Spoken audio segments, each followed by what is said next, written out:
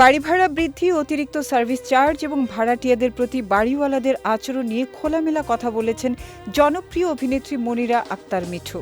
সম্প্রতি একটি অনুষ্ঠানে অংশ নিয়ে তিনি নগর জীবনের নানা বাস্তবতা তুলে ধরে বাড়িওয়ালাদের আরও মানবিক হওয়ার আহ্বান জানান।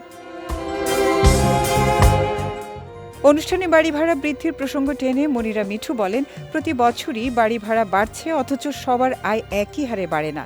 ফলে মধ্যবিত্ত ও চাকুরিজীবী মানুষের ওপর বাড়তি আর্থিক চাপ তৈরি হচ্ছে।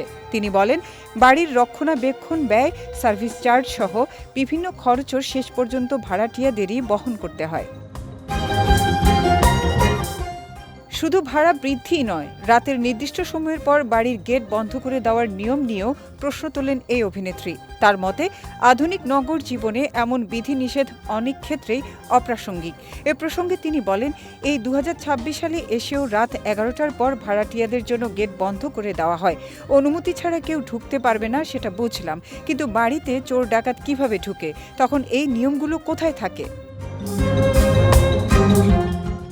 ভাড়াটিয়াদের প্রতি আরও সহনশীল ও মানবিক আচরণের আহ্বান জানিয়ে মনিরা মিঠু বলেন, আমি বাড়িওয়ালাদের বলবো, আপনারা প্লিজ একটু মানবিক হন, ভাড়াটিয়াদের প্রতি সহনশীল হন।